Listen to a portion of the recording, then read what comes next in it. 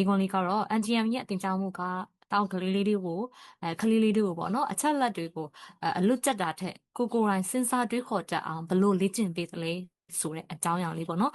ဒါလေးနဲ့ပတ်သက်ပြီးဆွေးနွေးဖို့အတွက်ဟဲလာလေးကိုဖိတ်ခေါ်ပါတယ်ရှင်ဟုတ်ကဲ့ပါရှင်ဒီဟဲလာတို့ပေါ့နော်ဒီcritical thinking ဘိုင်းမှာဆိုရင်ကျတော့အဓိကကတော့ဆရာကြီးအားလုံးဘာသာရေးပြဆရာကြီးအားလုံးက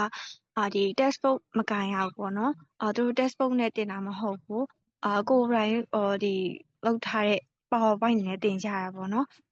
ဒီအဲ့ဒါကဘာကိုဖြစ်စေလဲဆိုတော့ကျတော့ဒီ textbook ထဲကအတိုင်းဖတ်ပြသွားတာဒီဖတ်ပြဘာသာပြန်ပြသွားတာမဟုတ်ဘဲနဲ့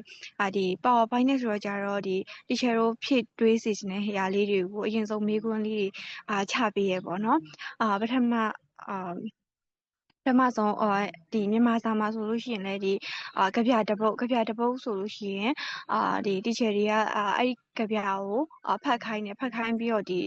အဓိပ္ပာယ်ကိုသူတို့ကိုယ်တိုင်ရှင်းပြသွားတာမျိုးမဟုတ်ဘဲနဲ့ဒီသမီးတို့ကိုအရင်ဆုံးဖတ်ပြီးလို့ရှိရင်ကိုယ့်ရဲ့အတွေးအမြင်ထဲမှာ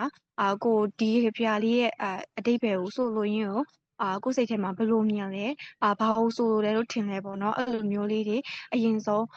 စဉ်းစားခိုင်းတယ်ပြီးလို့ရှိရင် breakout တွေခွဲပြီးတော့အဖွဲ့လိုက်ဆွေးနွေးခိုင်းတာမျိုးတွေလုပ်ရတယ်ပြီးလို့ရှိရင်ဒီ teacher ကိုပြန်ပြီးတော့တင်ပြပြီးတော့မှ teacher တွေကတခါအချင်းချုပ်လေးပြန်ရှင်းပြီးတော့ဒီ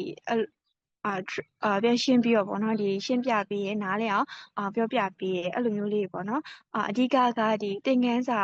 ပြီးသွားဖို့ဆိုတာထက်ဒီစဉ်းစားတွေးခေါ်မှုကျောင်းသားတွေစဉ်းစားတွေးခေါ်မှုကိုဦးစားပေးပြီးတော့သင်ကြားပေးရပေါ့နော်ဒီအချိန်ယူပြီးတော့ကလေးတွေစဉ်းစားနိုင်အောင်လို့အချိန်လေးပေးပြီးတော့ဒီအဖွဲ့လိုက်ဆွေးနွေးရာတွေကိုလုပ်ခိုင်းတယ်ပြီးလို့ရှိရင်ဒီ project လေးပေးရပေါ့နော်ဒီအဖွဲ့လိုက်ဘယ်နှစ်ရက်ဘယ်ခေါင်းစဉ်ဘယ်လိုမျိုးဆိုပြီးတော့project လေးပေးတော့ကြတော့ဒီသမီးတို့အနေနဲ့ဒီ search လုပ်ရတယ်ပေါ့နော်ကိုယ့်ရဲ့ခေါင်းစဉ်နဲ့ပတ်သက်ပြီးတော့ရှာဖွေပြီးတော့စာအုပ်ထဲကအကြောင်းအရာမဟုတ်ဘဲနဲ့ဒီအပြင်ကပေါ့နော်လိုအပ်တာတွေကိုပါသိလာပြီးတော့ဒီပို့ပြီးတော့များများဆဆသိလာသလိုဆွေးနွေးတာတွေလည်းလုပ်နိုင်တာရယ်ပေါ့နော်အဲ့လိုမျိုးလုပ်နိုင်တယ်ပြီးလို့ရှိရင်ဒီ main subject မဟုတ်တဲ့ teacher တွေဆိုလို့ရှိရင်ကျတော့လေဒီဗီဒီယိုပေါ့နော်ဘုသူတရရစီရဲ့ဗီဒီယိုလေးတွေဖွင့်ပြတယ်ပြီးလို့ရှိရင်ကိုယ့်ရဲ့အတွေးအမြင်တွေကိုပြန်လည်ဆွေးနွေးခိုင်းတာမျိုးတွေလုပ်ရတယ်ပေါ့နော်ပြီးတော့ဒီကျောင်းရဲ့ပေါ့နော် online learning ဆိုတော့ဒီမေခွန်းပုံစံပေါ့နော်မေခွန်းပုံစံကလည်းအလွတ်ကျက်အလွတ်မှတ်ပြီးတော့ဖြေရတဲ့မေခွန်းပုံစံမျိုးမဟုတ်ဘဲနဲ့ဒီကိုယ့်ရဲ့အတွေးအမြင်နဲ့ပေါ့နော်မှတ်သားထားတဲ့စာသင်တော့မှတ်သားထားတဲ့အတွေးအမြင်နဲ့ပတ်သက်ပြီးတော့ဖြေရတဲ့မေခွန်းပုံစံမျိုးဆိုတော့ဒီစာကျက်ဆရာမလို့ပဲနဲ့စာသင်တဲ့အခြေတွင်မှာ search လုပ်ရင်းနဲ့ပို့ပြီးတော့လည်းတည်လာနိုင်တယ်လို့ဒီကိုယ့်ရဲ့စာကိုလည်းပတ်နိုင်မှတ်သားနိုင်တယ်တွေးခေါ်နိုင်တဲ့အစွမ်းအဲ့လိုမျိုးစွမ်းရည်မျိုးကိုပိုင်နိုင်အောင်ဖြည့်ဆည်းပေးရပေါ့နော်အဲ့လိုမျိုးခံစားမိပါတယ်ရှင့်ဟုတ်ကဲ့ပါတကယ်ကိုစိတ်ဝင်စားဖို့ကောင်းတဲ့အကြောင်းအရာလေးတွေသိပညာရတဲ့အတွက်လည်းကျေးဇူးအများကြီးတင်ပါတယ်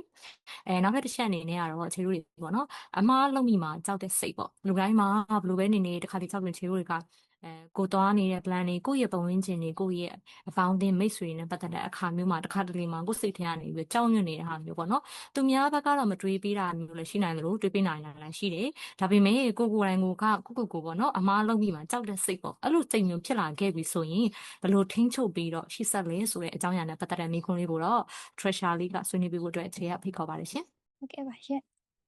ဆိုတော့အမားလုံးမိမှာကိုကြောက်တယ်ဆိုတာကလူတိုင်းကြုံတွေ့ရတဲ့သဘာဝတစ်ခုပဲပေါ့နော်တမင်းအစတုန်းကတော့အစမှာဆိုဒီအရင်တုန်းကပေါ့နော်ကိုကတခုခုလှုပ်လိုက်လို့ငါလှုပ်လိုက်ရင်မှားသွားမလားငါလှုပ်လိုက်တဲ့အမားကြောင့်မလို့တခြားတစ်ဖက်သားပေါ်ကိုစိတ်ကွက်စရာကြီးဖြစ်သွားမလားစသဖြင့်ဒီအမားလုံးမိမလားဆိုတဲ့စိတ်ကနေအမျိုးမျိုးသောစိတ်တွေဝင်လာတယ်တွေးလွန်ပြီးတော့မှကြောက်နေခဲ့ရပေါ့နော်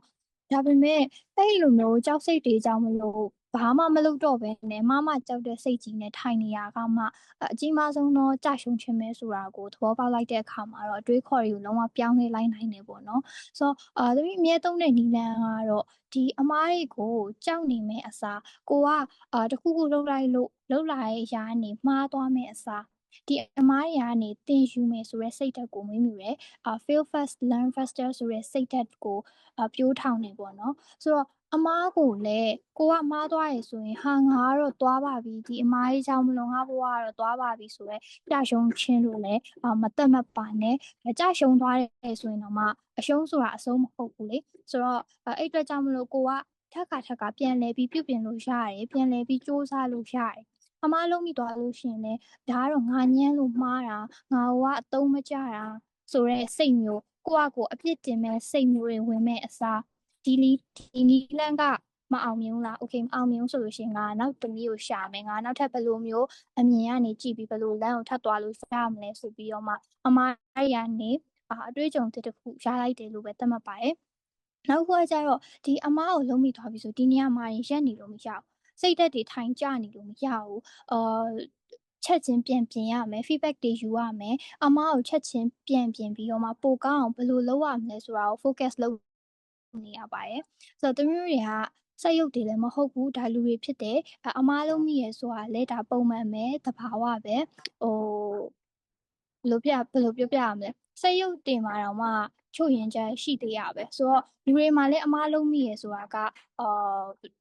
ဒါပုံမှန်သဘာဝပဲဆိုတော့အမားလုံးမိတယ်ဆိုတာကသူမျိုးတွေတကယ်စူးစမ်းနေရယ်တကယ်လှုပ်ဆောင်နေတယ်ဆိုတဲ့အတွက်ကြောင့်ဖြစ်လာတဲ့အမှတ်သားတွေပဲမစူးစမ်းရဲ့လူမလှုပ်ဆောင်တဲ့လူဒီတိုင်းပြင်းရှိပြီးအဲ့ရပေါ်မှာပဲထိုင်နေတဲ့လူတွေဘဝမှာအမားလည်းမရှိဘူးလို့အမှန်ဆိုတာလည်းမရှိဘူးအဲ့ဒါကြောင့်မို့ပဲအမားမလုံးမိဖို့ကြောက်နေမယ့်အစားအမားတွေကိုပြုပြင်ရင်းနဲ့ပို့တော်လောင်အာယုံစိုက်ပြီးတော့ပဲသမီးကတော့ရှေ့ဆက်ပါတယ်ဆိုတော့အားလုံးလည်းဒီလိုပဲရှေ့ဆက်သွားကြဖို့ပြောပြချင်ပါတယ်ဟုတ်